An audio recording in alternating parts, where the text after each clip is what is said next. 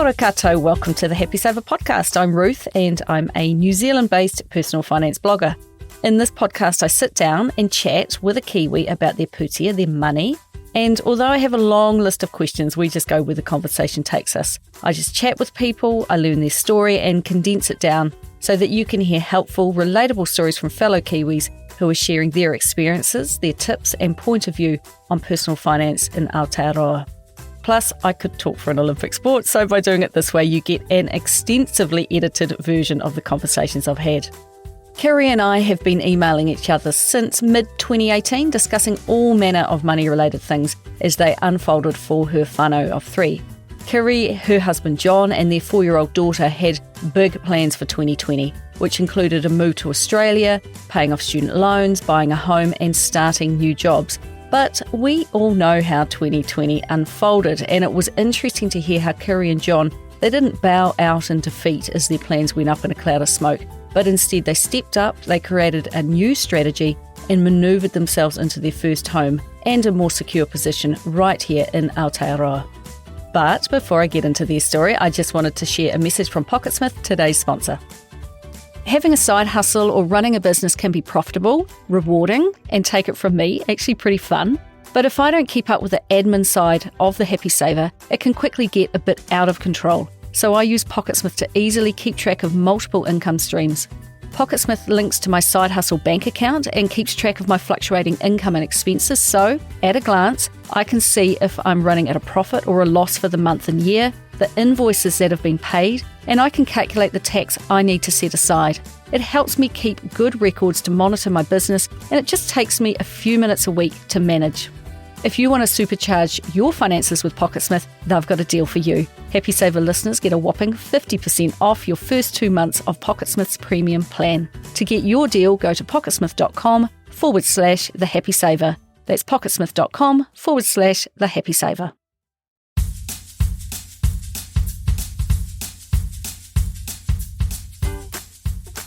As we know, New Zealand is a small place, so to retain their privacy, I've chosen to call the couple I'm going to tell you about today, Kiri and John.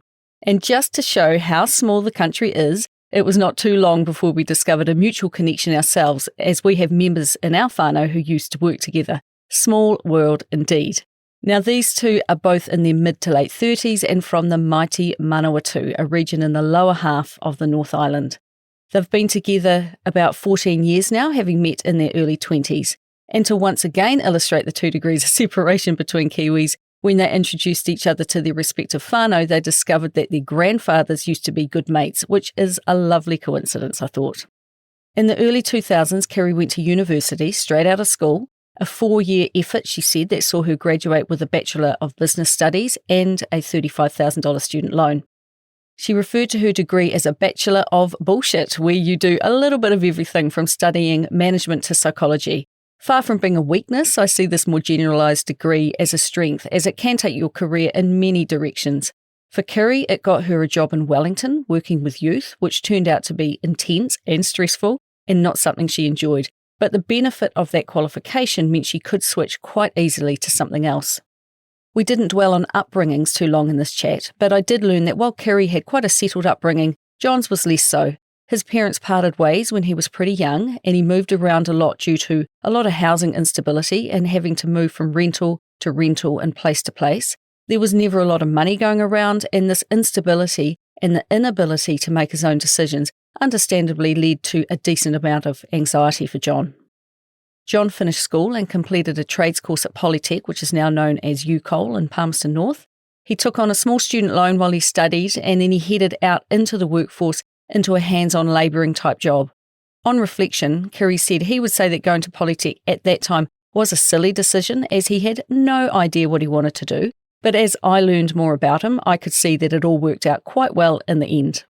While working in the job that she was not enjoying that much, Kiri managed to break her ankle playing sport, and she went home to her parents for a bit of TLC. It was while she was laid up on the sofa at her parents' whare that Kiri's dad said, "Now I just need you to pop in to see a mate of mine today. They want to talk to you about a job." So she duly hobbled on in there for a chat, and she walked out with a job as a human resources assistant in a non-sworn role with the New Zealand Police.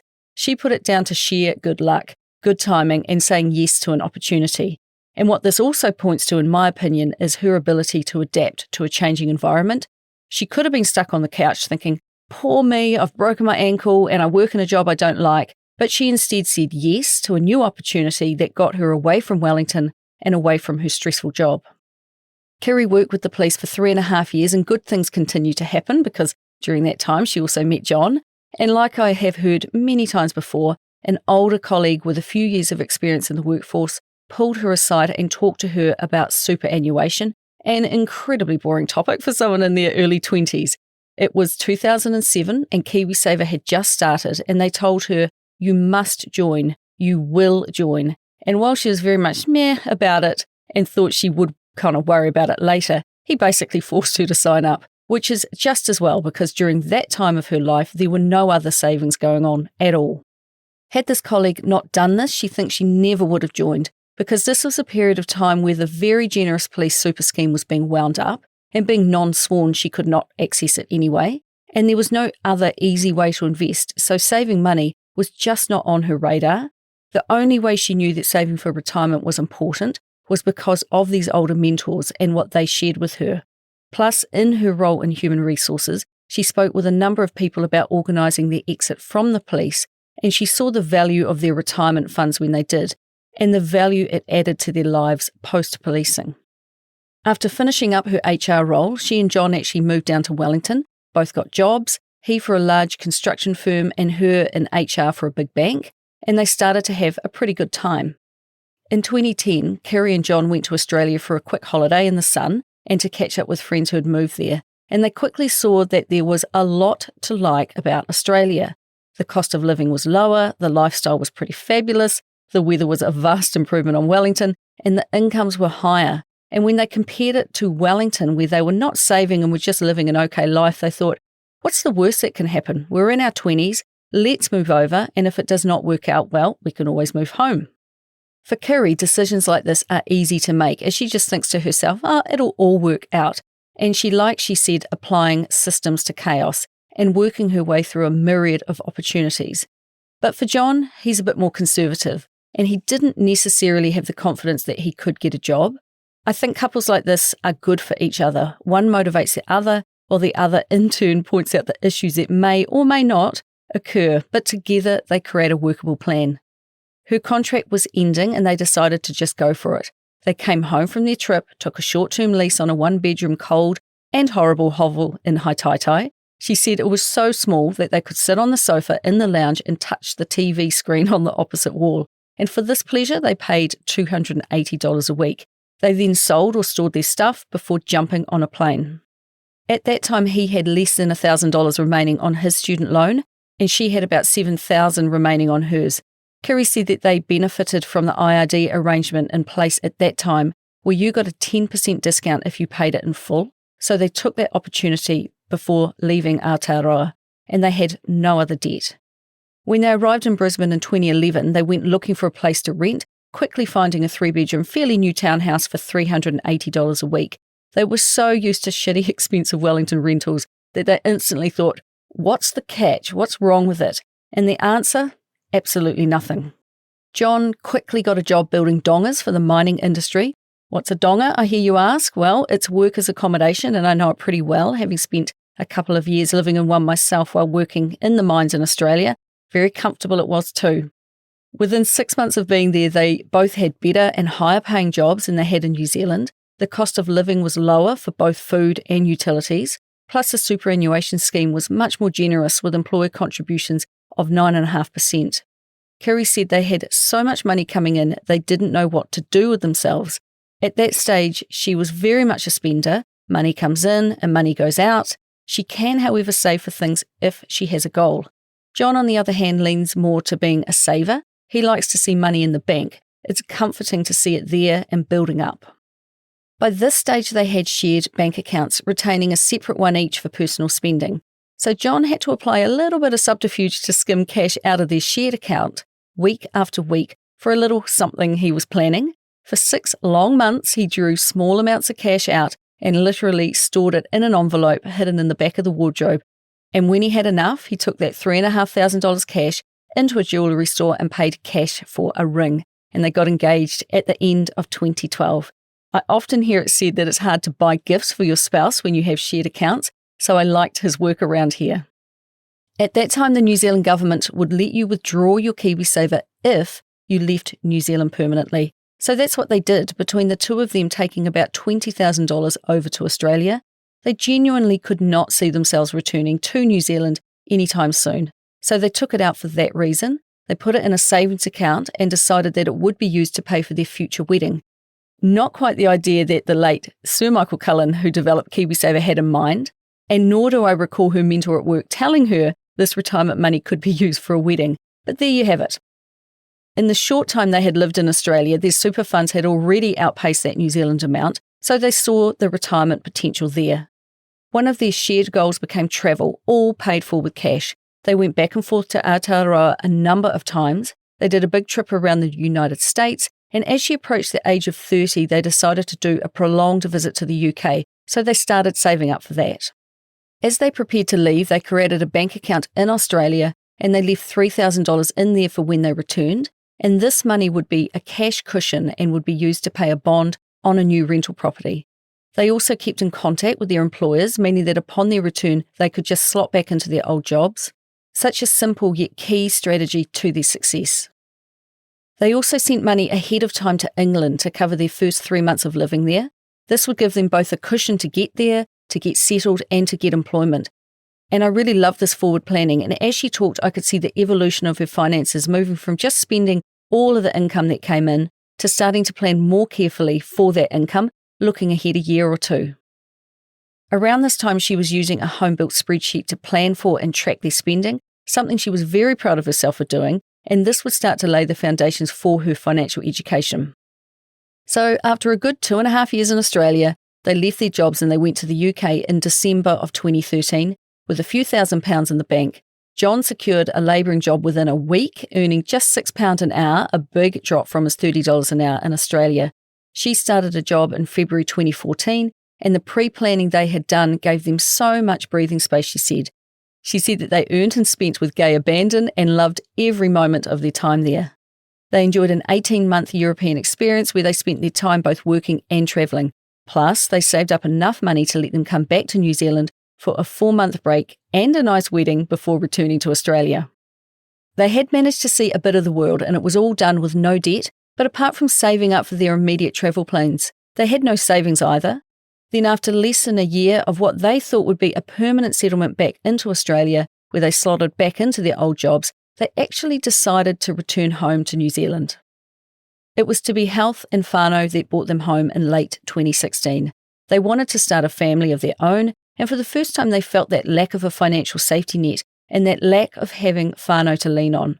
For John in particular, this constant movement and change is hard yakka and is anxiety-inducing. So together they worked on a plan that they both felt comfortable with, one that would give them stability and the ability for him to decide his future. Up until this point, he was working in labouring type roles and was often clashing with the engineers he worked with because they had no awareness of how the decisions they made actually impacted the workers like himself, people carrying out their instructions. They lacked practical knowledge.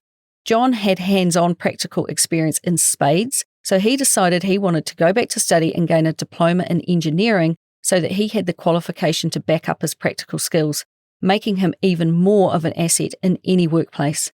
But first, in order to reduce stress, they needed to take a little bit of it on board.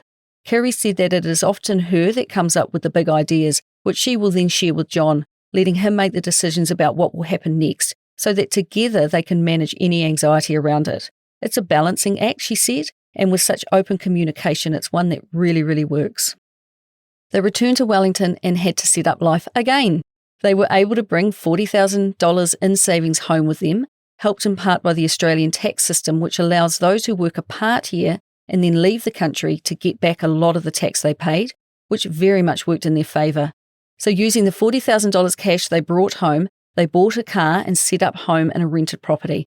They stowed 20 grand away, with the plan being that this would be the beginning of a future house deposit. However, much to their excitement, she became pregnant soon after, so this money was actually used to cash flow her future maternity leave. They also brought their Australian superannuation money home with them, and added it to their KiwiSaver fund, which is with Simplicity. This comes with strings attached though. Their combined amount was $65,000, and this component of their respective KiwiSaver funds is locked in until they each turn 65, which I see as being a good thing as they have already drained their retirement savings once already. He began to study straight away, paying his course costs with a student loan and doing some summer school to pick up some credits he needed before beginning his diploma. He received a student allowance and focused full-time on his education, while Kerry picked up a job working in HR and earning over $100,000 a year, which, combined with his allowance, would be enough to support them all.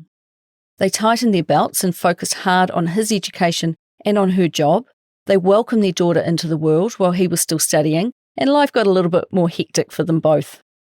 By now, Kerry was actively using her spreadsheets to plan how they would cope with a new baby, with time off work and a husband and full-time study. They budgeted every dollar for the 5 months she was off work, and then they juggled her working, his study, and daycare. It was in 2017, while she was on maternity leave, that she discovered a new piece of the money puzzle. She was walking with her baby and listening to a podcast called Real Talk Radio, where the presenter was doing a series of episodes on Pūtea, or money. One of the guests mentioned Choose FI, an American personal finance podcast. She went and looked them up, starting with the earliest episodes, and she said it was a revelation for her. Up until this point, she always found it doable to save for a trip away or other short-term goals, but to stash and invest money simply for the future had never occurred to her until this talk about financial independence told her that she could use money to buy her time. And she thought, I want that. I want to buy my time. It utterly clicked. She decided that she didn't want to work past the age of 55. She wanted a home of her own, KiwiSaver for themselves and for their daughter, plus a university fund for their daughter too. She thought, how do we do this here in New Zealand? And went swiftly down the rabbit hole, learning all that she could about financial independence and working towards an early retirement. Poor John, she said. She set about tweaking every single aspect of their finances, going into the finer details of it, and went in search of New Zealand content, and that's what connected her with me. She explained to me that they were doing everything right, and then, just before their daughter's first birthday, the most common event occurred for someone who was renting in New Zealand. The landlord gave them notice and sold their rental. They had to get out. That housing instability that John grew up with has certainly not gone away for those who are renting today. But by now, plans were evolving as to the next step for this whānau of three, plans that didn't include a landlord. They decided they had to get out of the rental market.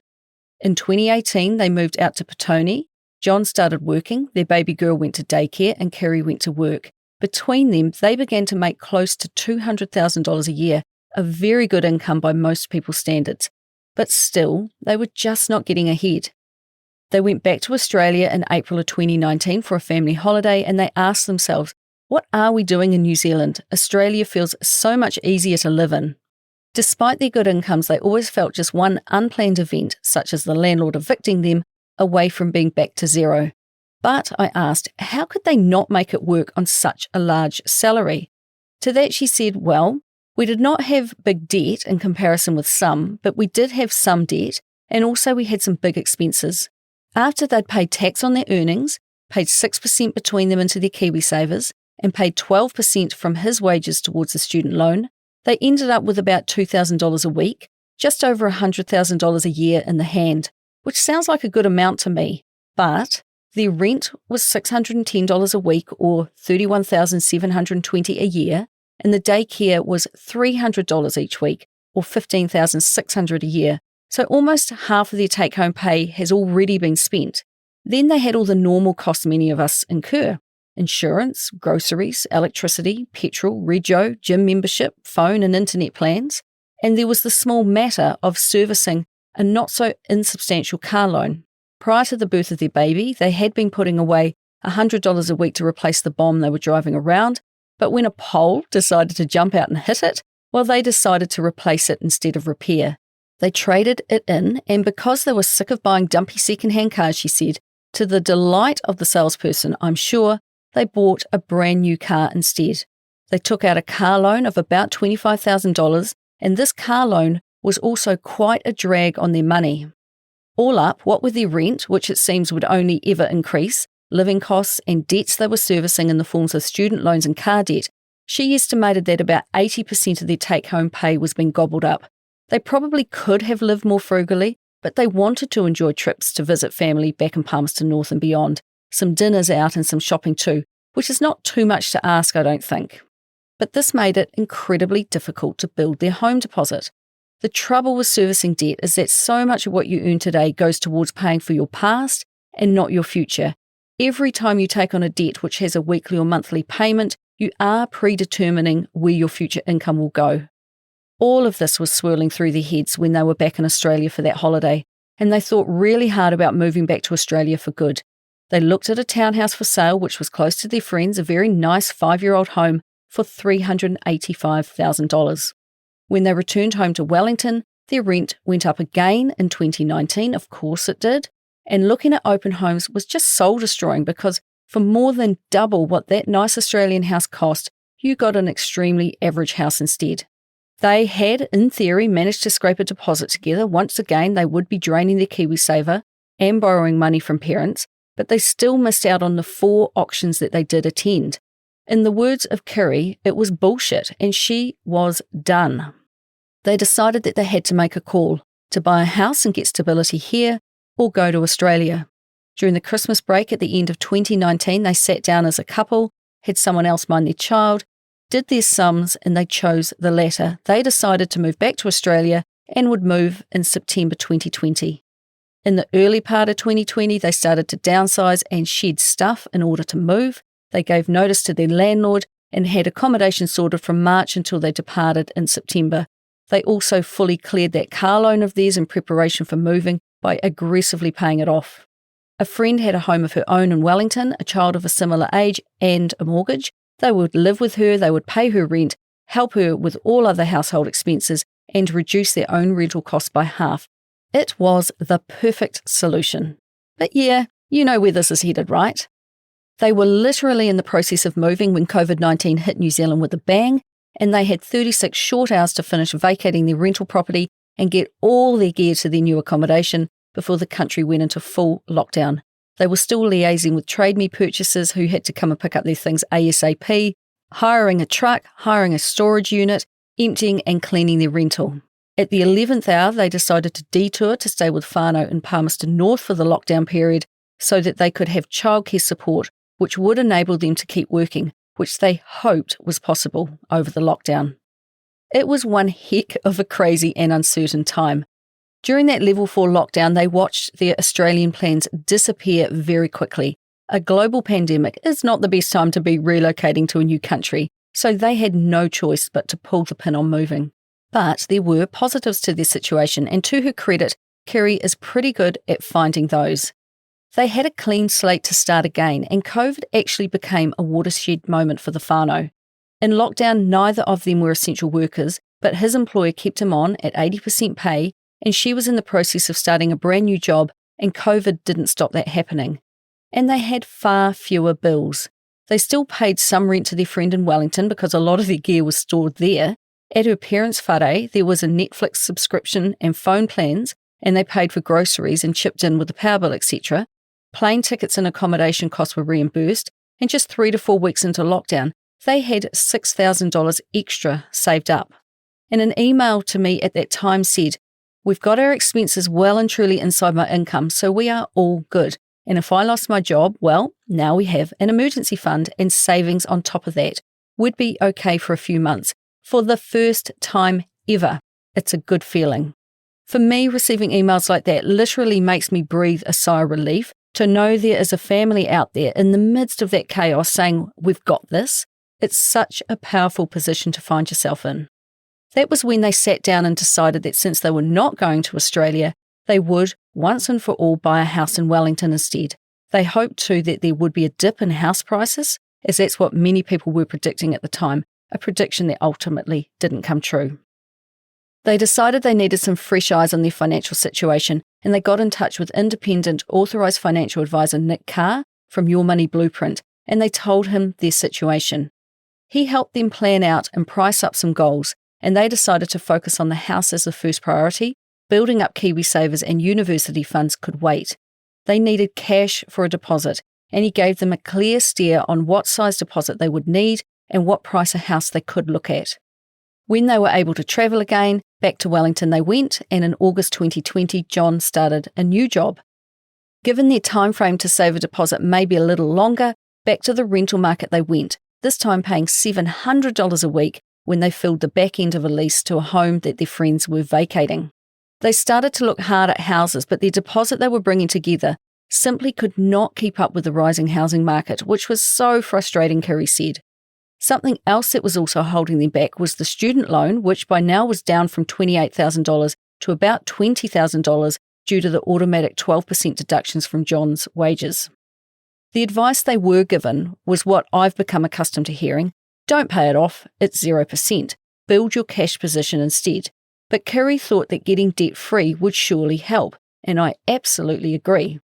They had been going back and forth about getting rid of it. The advice from their mortgage broker was, it shouldn't matter too much, but the banks they approached were reducing their lending by over $100,000 because of it.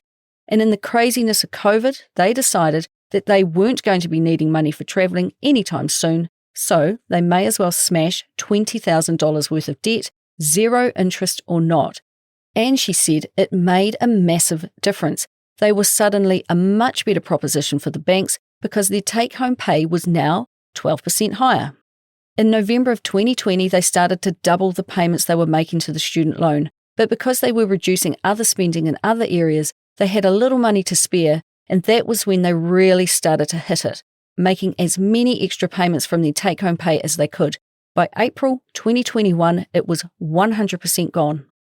So they were starting to make some bold financial decisions that were paying off, but in a case of one step forward and maybe 1.5 steps back, the thing that Kerry credits as being their biggest financial mistake came back into the picture: cars. That brand new car they bought, for whatever reason, was no longer fit for purpose. So just 1.5 years after they bought it, they traded it for a bigger vehicle. If you are going to lose money on new cars, the biggest financial hit you will take is in the first couple of years, so they experienced that firsthand.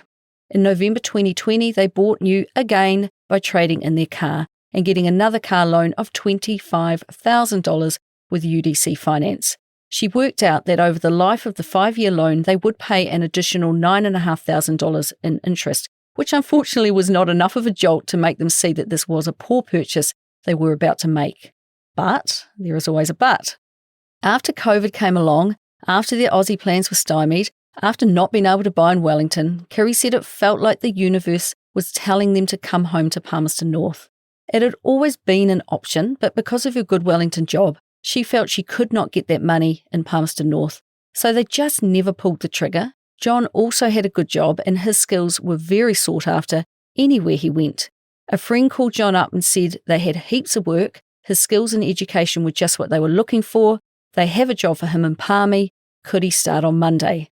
A rolling stone gathers no moss and things are rapidly set in motion. They moved in with family in mid-March of 2021 so that he could start work, and she commuted to Wellington 2 days a week. I'm sure their family were pretty happy to have their 3.5-year-old Mokapuna to stay as well. Once again, her dad presented them with an opportunity. There was a house for sale just down the street that he said they should look at. They looked, but they were not quite ready to buy. They were trying to extract themselves from the Wellington fixed-term lease, which was proving to be quite the nightmare. But just a week or two later, the house showed up in their online search again. This time it had a price on it.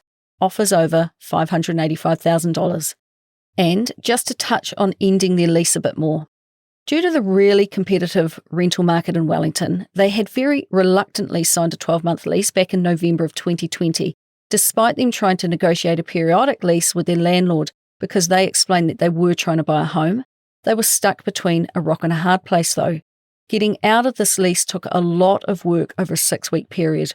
All up, including the rent they continued to pay after they vacated the property, the loss of their bond, the advertising to get a new tenant to take over their lease, the fees to the property manager they engaged to try to find new tenants, they ended up $6,500 out of pocket. The reason why they could not find a new tenant to take over the lease was because the landlord took that window of opportunity to increase the rent they were seeking from $700 that they were paying up to $760, and there was zero interest at that price.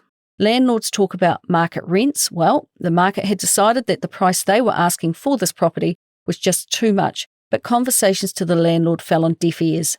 The landlord knew that Kerry and John had to do all the running around if they wanted out of the lease, and was simply trying to squeeze as much from them as they thought they could get away with.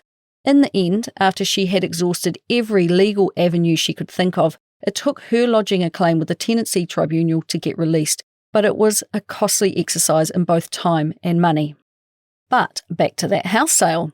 The financial advisor had said to them that if they could buy for under $585,000, then they would be in a position to achieve financial independence by the time she turns 55. They followed it up, and after getting a building report and what have you, they signed the paperwork soon after, buying themselves a really good, original condition house that the previous owner had enjoyed for the last 40 years, and the family wanted to sell to a young couple just like Kerry and John. They didn't end up with a $117,000 deposit, which would have been 20% of the $585,000. Because they paid off the student loan, their lending capacity went up by $100,000, and it meant they could now get unconditional lending even though they didn't have a 20% deposit. Clearing that student loan was one of the best financial decisions they ever made, said Kerry. To make up their almost $90,000 deposit between both of their KiwiSaver funds, they extracted $62,000 because they are first home buyers. That $65,000 they brought back from Australia is locked in there though, but if they could have, they would have pulled the rest of that too to build up their house deposit. However, I think that their future selves will be very pleased that they did not, and that money can be left to compound over time. Family also lent them $20,000, and the small remainder was from savings. Their total lending was $495,000. They moved into their new home in May of 2021, and their mortgage payments are just below $500 each week. And this payment is now stable. They get to decide for themselves if it increases or not, and that's a great feeling of control. John is now working full-time, earning $90,000 before tax a year, less than his Wellington salary, but because he no longer has student loan deductions, he actually brings home more pay each month than before. He also has full personal use of a work vehicle, which is a really good benefit to have. Kerry is working a 30-hour week spread across 5 days, 2 of which she commutes on the train to Wellington for, and the others she works from home. This commute, far from being a grind, is her podcast listening and chill time. On those days, she leaves home at 6 a.m. and is home by 7:30 p.m, and she earns $108,000 before tax.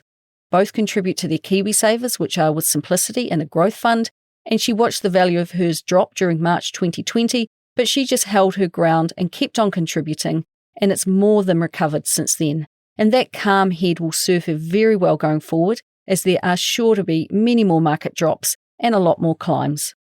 Their daycare costs have been drastically reduced to $700 a month or $8,400 a year, due in part to the 20 hours of free care that they are entitled to receive, and this frees up cash to be used for other things. And with that in mind, what of that car loan, I had to ask. They still owe $18,000 to UDC Finance for that car, and every time you pay extra on one of these loans, Kerry said, they calculate costs, which makes it harder to pay off early. However, their mortgage lender has allowed them to also have a personal loan. By moving their debt from the UDC loan to a personal loan, they will wipe out interest costs of $6,000, Kerry calculated, and would have their debt in one place. With this new lending in place, she then approached a car dealership and traded in their big car for a smaller 4-year-old one. Because they have full use of this work vehicle, they have decided to go down in size for their own personal vehicle. The car yard also gave her $7,000 in cash because they bought a cheaper car, and this money went straight on their bank car loan. When we spoke in September 2021, it was down to just $4,000, and because they are throwing as much money at it as they can, she calculates it will be gone by November. I will never get a car loan again, were Kerry's words. If she needs to change a car in the future, they will be paying cash. And Kerry, if you ever think of getting one, just listen to this podcast again. Now, their life is settling down as they settle into their new city. Their overall cost of living has greatly reduced. They have new jobs and a nice home. They finally seem to have some peace. The plan is to keep things simple from now on. If she didn't track their net worth, it would be hard to see that they are making progress. because of the interest they incur with their mortgage. So Kerry is keeping a spreadsheet of their money, and it's there that she can see the amount they owe on their mortgage starting to trend down. It started at $495,000. At the end of May, it was $488,000, and when we spoke, it was at $485,000. It's got a long way to go, but early signs are good, and with interest rates being so low at the moment, progress is faster than it might otherwise have been. Their goal is to pay it off within 12 years, which to me feels extremely achievable given their high incomes. Plus, the value of their home has increased in the short time they've owned it, which indicates that there are many first home buyers out there still struggling to enter the rising market. Now that they are homeowners themselves, seeing the value of their home rise is a very mixed blessing, I'm sure.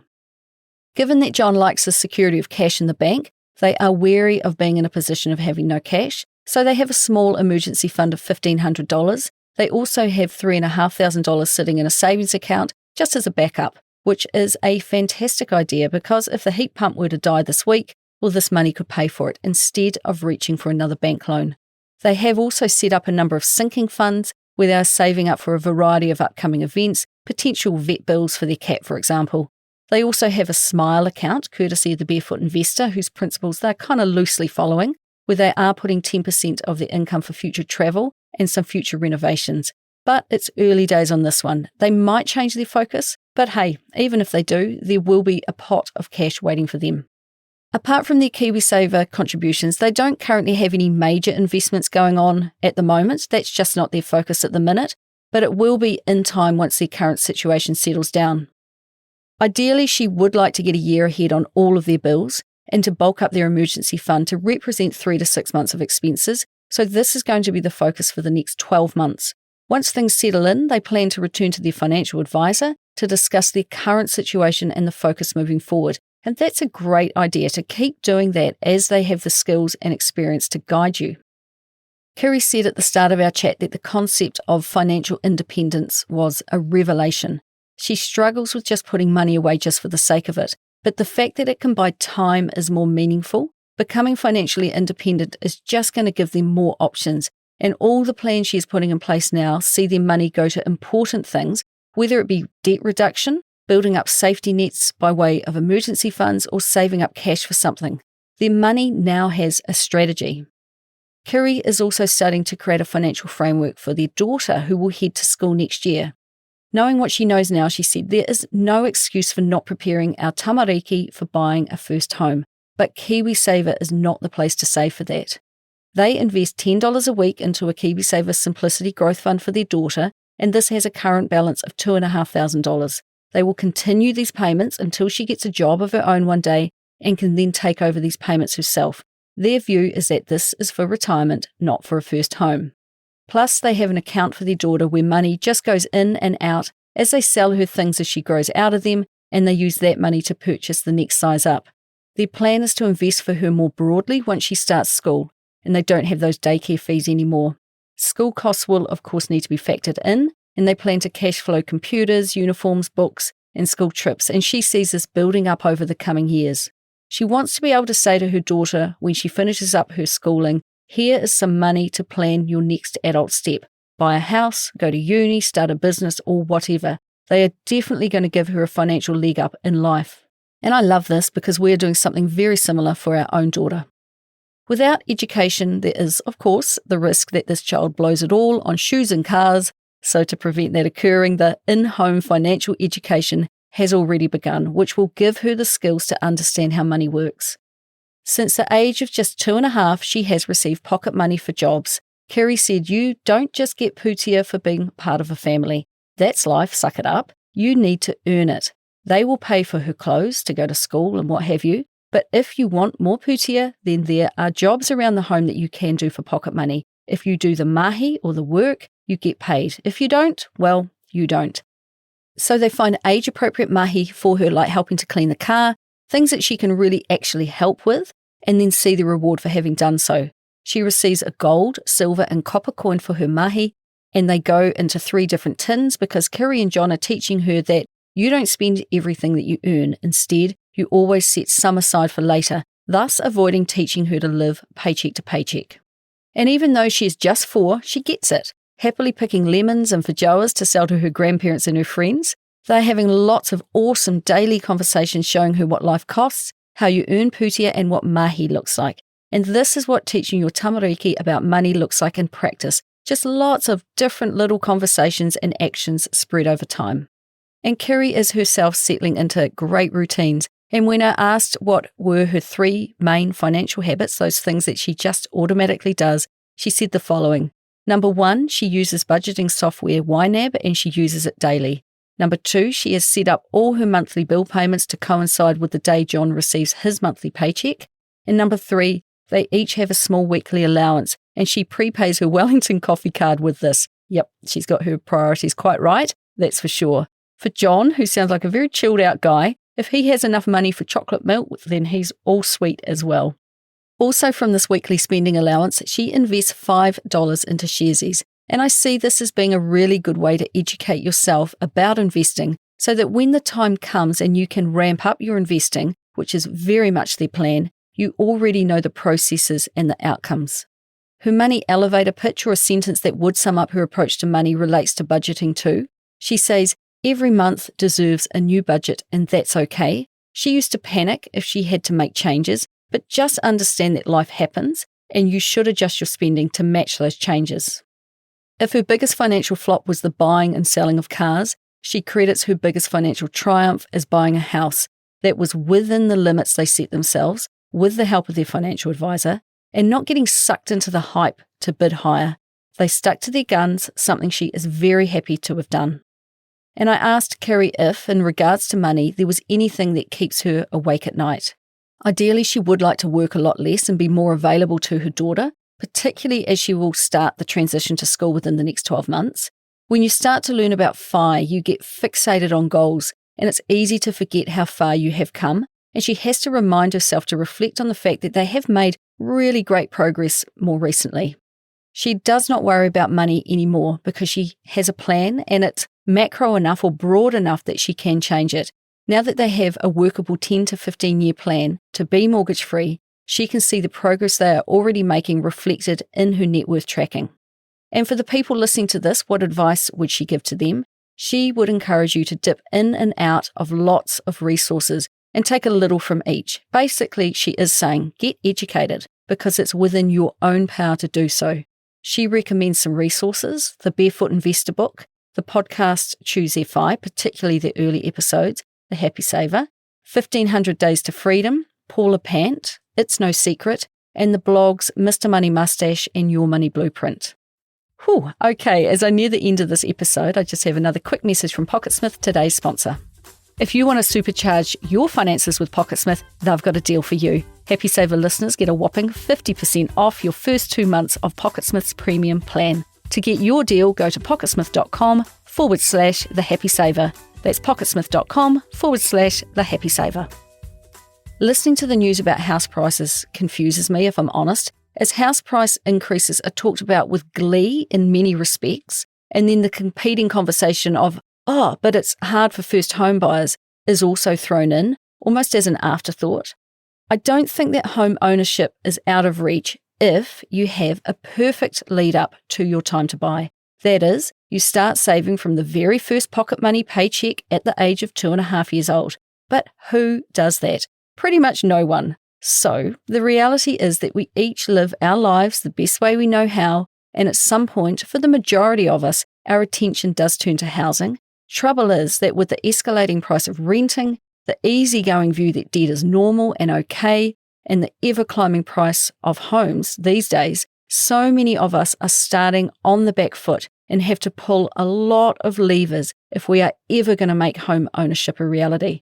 So for John and Kiri, it was a messy start, but no messier than many, and they had to make compromises, changes, and sacrifices to fix up a few mistakes they created for themselves and get out of the really unwelcoming Wellington rental market and get some housing stability for their own daughter going forward. Together they decided that they just could not justify to themselves overpaying for a bad home in Wellington, which ultimately made their decision to move very easy.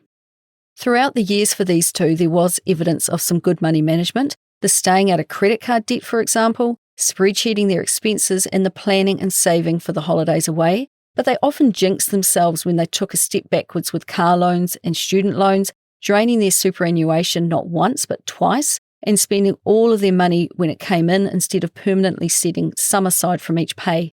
But by finding their why, by finding bigger goals such as home ownership and stopping work by the age of 55, she has something concrete to aim for. She put some steps in place and did that thing she loves to do, apply systems and processes to chaos, and then set about achieving their goals. Hopefully, looking ahead, she won't get sidetracked by shiny new cars this time. Kiri said that as a couple, they work really hard and they work really well together. And although she drives the money kōrero because it interests her, she is not doing it in isolation. They equally get to have a say. And that's the key. It would not work as a couple if they were not on the same page. So a huge ka pai to Kiri and John for having come so far. There is just so much you can achieve in life if you just commit to doing something. Also, ngā mihi nui, thank you very much, Kiri, for speaking with me and for taking the time to email me over the years. I always get a real kick out of seeing the progress of others, and I am always cheering you on. So that's all from me this week, and that also ends the series, I'm sorry to say. If you enjoyed today's podcast, please hit subscribe and it will automatically update in your podcast app when I do release future episodes. So fear not, there will be more. I've not yet run out of fabulous Kiwis to interview. If you want to get in touch, you can find me at thehappysaver.com, and I would love it if you could share this podcast with your friends and whānau. That's the best way that people can learn about my podcast, and I would love it most if you would talk more about pūtea or money with your own friends and whānau and help me continue to help others be better with money. So until next time, happy saving.